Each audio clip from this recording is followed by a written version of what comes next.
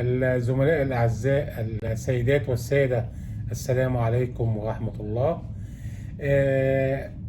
أنا في الحقيقة سعيد بالإقبال المتميز على المعلومات القانونية اللي إحنا بنقولها من خلال لقاءاتنا معاكم. وأنا عارف كويس قوي بإني الكلام في القانون والكلام في المسائل القانونية والكلام في القضايا وخصوصا القضايا الجنائية كلام دمه تقيل، مش كل الناس بتستسيغه ومش كل الناس بتحب ان هي تسمعه. ورغم ذلك احنا شايف ان في نوع من التعاون كبير قوي من خلال تعليقاتكم ومن خلال الايميلات اللي بتجيني من خلال موقعنا على شبكة الانترنت. هنتكلم تاني في موضوع احنا سبق في الحقيقة واتكلمنا فيه في عدة حلقات، بس واضح ان هو موضوع من الاهمية بمكان ان احنا نوضح فيه عدد من النقاط اللي بتهم الناس، وهي في الحقيقة مسار اسئلة كتير جدا من العديد من الموكلين اللي بيتابعونا، سواء الكلام دوت بيتم داخل الامارات او في مصر او خارج، لانه في الحقيقه هو موضوع مش متعلق باي حال من الاحوال بمكان معين او ببلد معينه، وهو موضوع الانتربول او قضايا تسليم المجرمين. للاسف اني رغم ان احنا وضحنا في العديد من اللقاءات السابقه ايه هي القواعد اللي بيتأسس عليها موضوع تسليم المجرمين، وايه هي ايه ان انا اسمي موضع على النشرة الحمراء في الانتربول اللي هو القسم الجنائي الدولي او التسجيل الجنائي الدولي. لازم يا جماعة بداية نكون عندنا ثوابت كده فهم منها بدون اي نقاش في المسألة المتعلقة بتسليم المجرمين، وخلينا نقولها كده في عدة نقاط بشكل واضح علشان ما يحصلش لبس عند الناس وتبقى الأسئلة معادة بأكتر من شكل. أول حاجة، مواطن الدولة لا يجوز تسليمه إلى أي دولة مهما كانت الجريمة التي ارتكبت. عشان نبقى خلصانين، إيه؟ أنا مصري تم ارتكاب جريمة من ناحيتي في دولة تانية، سواء دولة أوروبية أو دولة عربية أو أمريكا أو أيا كانت، ما ينفعش السلطات المصرية تسلمني للدولة التانية دي علشان تحاكمني عندها. يبقى يحظر على مواطني الدولة أن يتم تسليمهم إلى دولة تانية. طيب،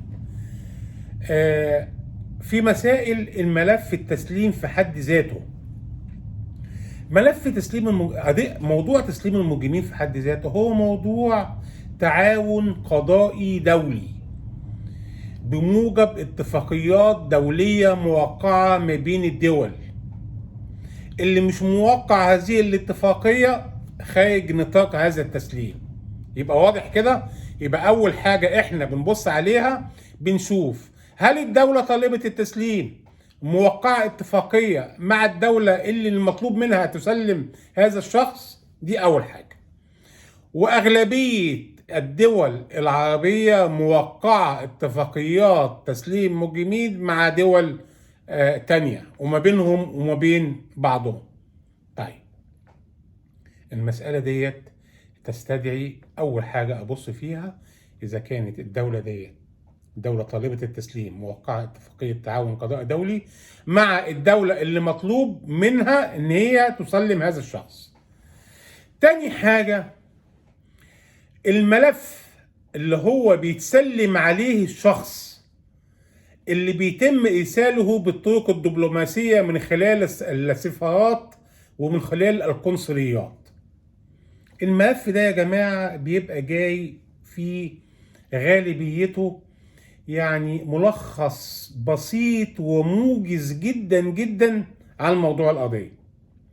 وفي بعض الناس كمان فاهمة غلط ان لازم يكون في حكم صدر ضد الشخص اللي مطلوب تسليمه. هذا الكلام مش صحيح. حتى ولو كان هناك بلاغ جنائي، حتى ولو كانت القضية ما زالت في قيد التحقيق، تستطيع هذه الدولة التي ارتكب الشخص الجريمة على أرضها أن تطلب تسليم من دولة تانية. وبيتم الشخص تحط اسمه على الانتربول، بيتم تعميم الاسم على كافة المنافذ. بمعنى ايه؟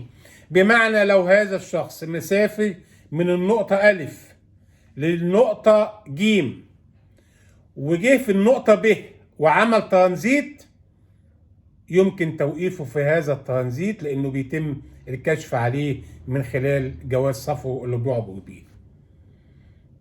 والدولة اللي هي عمل فيها ترانزيت يقدر ان هو تطلب تسليمه الى الدولة الذي ارتكب فيها الجريمة.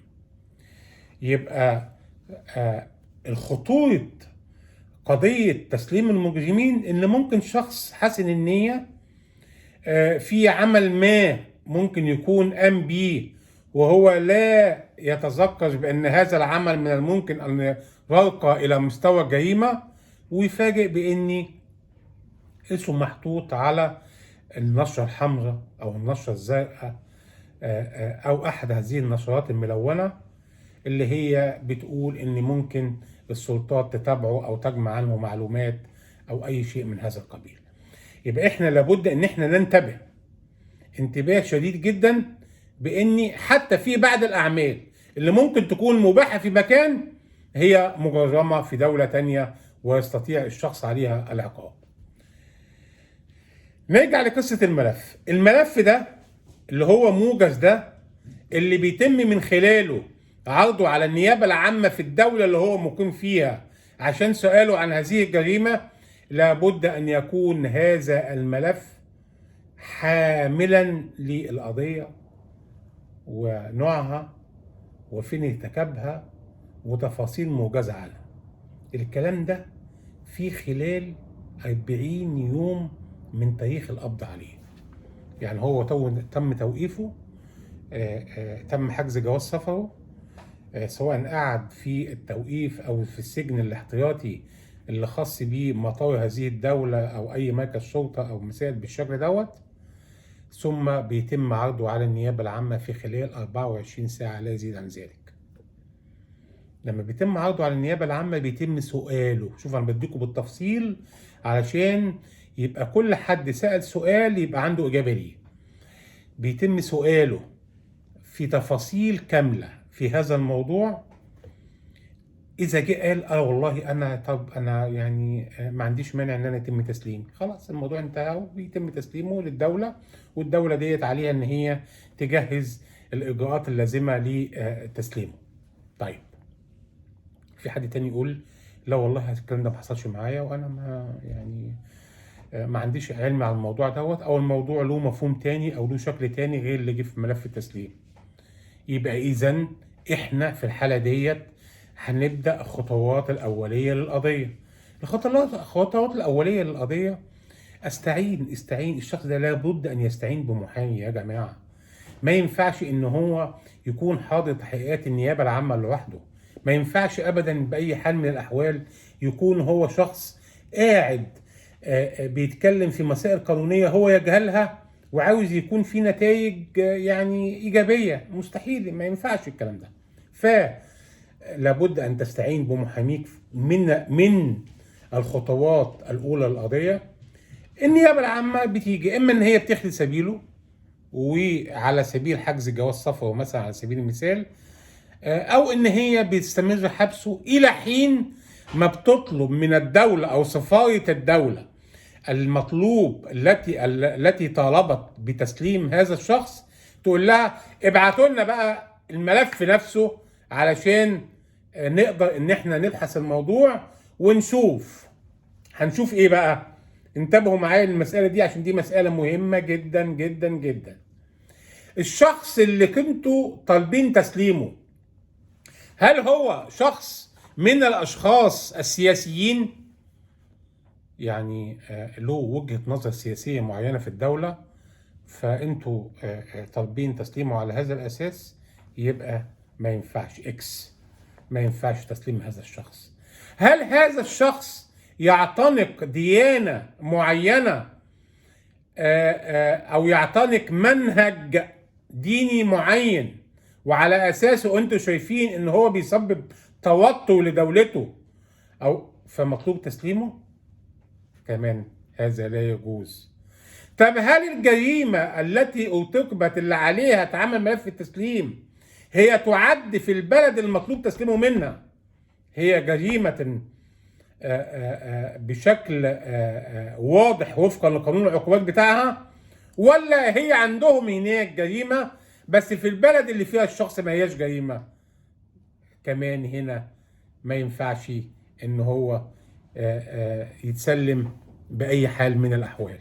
يبقى إذن احنا بنتكلم في مسائل دقيقة للغاية، تحتاج أن يكون معاك الخبير القانوني بتاعك والمحامي بتاعك، والمحامي بتاعك اللي هو فاهم ومتخصص وعنده باع طويل في القضايا اللي خاصة بتسليم المجرمين أو كما تسمى قضايا الانتربول. وكمان مسألة مهمة جدا، اوعى انك انت يعني تخلي من ذهنك لو طلعت عشان ملف ما اتبعتش من الممكن ان الدولة دي تطلب تسليمك مرة تانية. يعني ايه؟ يعني انا النهارده طلب تسليمي بموجب ملف والملف ما جاش في ظل ال 40 يوم اللي احنا كنا بنتكلم معاهم في النيابة العامة. النيابة العامة بتخلي سبيلك وبتغلق ملف التسليم، بس هل يمكن للدولة التي طالبت بتسليم أن تطلب تسليم مرة تانية؟ نعم، تقدر الدولة دي. فلا بد إنك أنت تحل الموضوع من الدولة طالبة التسليم وتنهيه من جذوره. طب إيه تاني في الموضوع دوت؟